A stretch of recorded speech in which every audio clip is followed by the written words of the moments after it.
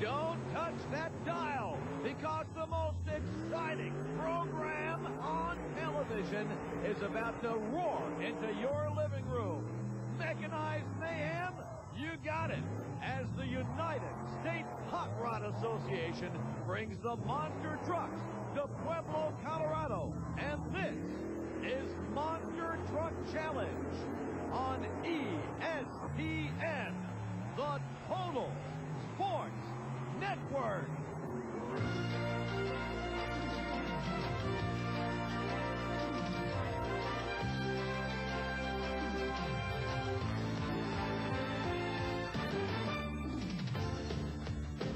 Oh, you have to know where this is. It's only the most famous mountain in the country. It's Pikes Peak, part of the Rocky Mountain Range, just a little bit west of Pueblo, Colorado. Hi, race fans. I'm Ken Brew, and the big boys of the U.S. Hot Rod Association's Monster Truck Racing did their thing for thousands of fans at the Colorado State Fairgrounds in Pueblo. And right now, we're going to bring you some more of that action right here on this edition of the USHRA's Monster Truck Challenge. Now, think back with me.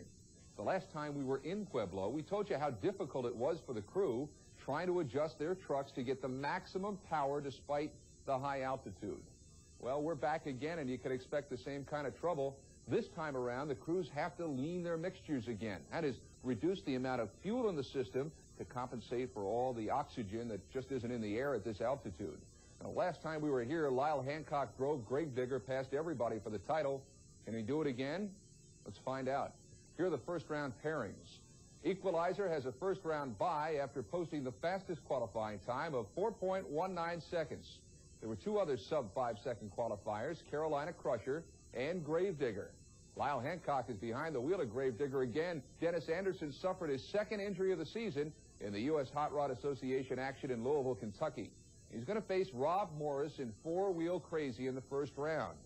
Next up, we've got Carolina Crusher with Gary Wiggins subbing for his pal Gary Porter against Rob Grossman and King Crunch. Then Joe Johnson brings American Made to the line to take on Tough Enough and Joey Pittman. Now, American Made didn't sound right during qualifying. The engine was running a little rough. We'll see if he's got things squared away as we go to Joe Lowe for all the first-round play-by-play.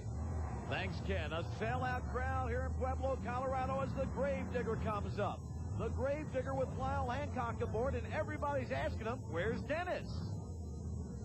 Apparently overshot the set of cars that he was going for. He was trailing behind one of the other monster trucks and needed to make up some time. When he come down, basically, he had slid sideways, smashed into the wall there.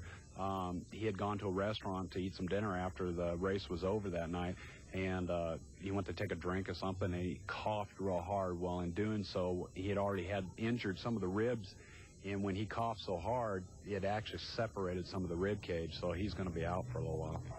Lyle Hancock back driving Digger while Dennis is out. He goes against Rob Morris in Four-Wheel Crazy. Now, Rob is out of Burleson, Texas, and you may not be too familiar with him, but he's no newcomer to our sport. I did this part-time for 2.5 years to promote a four-wheel drive shop that I used to own, and then I started full-time with the Camel Series 2 years ago. And this is my, I guess you could say I've been doing it 5 years total. Now, tell us a little bit about Four-Wheel Crazy. Well, it's relatively a combination of the late technology and the old-style leaf spring truck. It's light, it's fast, it works fairly well for what it is. We're undergoing some changes, but for right now, we're going to stick with the plan. And that plan is to try to knock out the most feared monster truck in the world today, the Gravedigger. But this is not going to be the day for Rob Morris as the Gravedigger picks up the win.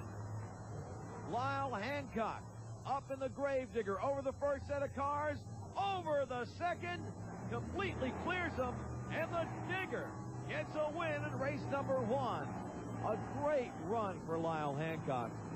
He has certainly got this truck tuned in, dialed in, and ready to rock and roll. He moves on to round number 2 of Monster Truck Challenge. Lyle says it was no cakewalk. Well, it wasn't no easy one, I can tell you that. I got my heart pumping out there pretty good. The truck took a little bad bounce there right in the middle of the set. And, you know, the only thing's going through my mind is I don't want to go out this early in the round, you know, so I had to kind of stay with it. I hit that second set of cars. The front end was square, but the back end was. And, of course, I got twisted up going over this last set of cars, but it came out all right. The U.S. Hot Rod Association's Monster Truck Challenge. Our next race between Gary Wiggins and the Carolina Crusher out of Wadesboro, North Carolina, and King Crunch. King Crunch being driven by Rob Grossman. Rob out of Spring, Texas.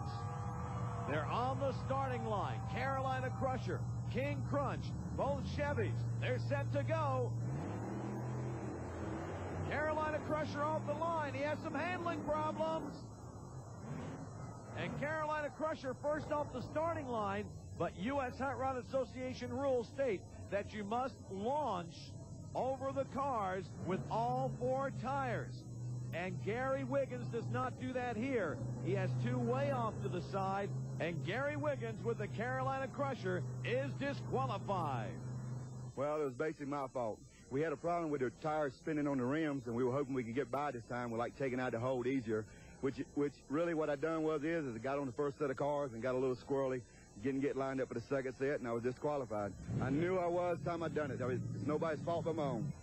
Well, the rules state that both front tires of the truck have to hit the set of cars. He came off the first set okay, but the second set, he only hit them with the 1 tire. He did not hit them with both front tires. Now, what does that do to the Crusher in this meet? What that does, that takes him out and allows King Crunch to be the winner. However, Carolina Crusher will return a little bit later. Now, what Jeff Morgan means is that the fans here in Pueblo will be treated to a consolation round later on in this program. Next up, American-made Joe Johnson out of Tucson, Arizona. He goes up against Toughing Up, Joey Pittman. He's taken over the driving duties for Pablo Cruz, Toughing Up's truck owner. Ever since I was a little kid, I've always wanted to be in some sort of competitive motorsports. I've drove some dirt track cars, and I would like to get more and more into the monster trucking and any type of automotive sports. I've just always loved it and always will. A great competitor as he works his way up through the ranks. And Toughing Up does not appear to have any problem at all as American Made just sits on the starting line. Your winner, Toughing Up, and an easy win for Joey Pittman. Yeah, it's an easy run, but I kind of hate to see guys have problems like that when we really come here to race, and it's a bad misfortune for that. But other than that, I'll take it any way I can get it.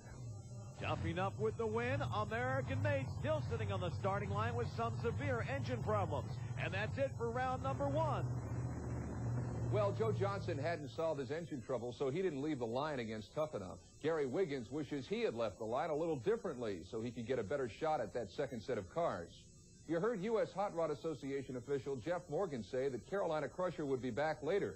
That's because there'll be a consolation round right before the championship. We'll have that later in the program. And in the final heat of the first round, Gravedigger beat 4-Wheel Crazy. Lyle Hancock won a chance to take on the fast qualifier. We'll have all that coming up in just a moment when Monster Truck Challenge returns.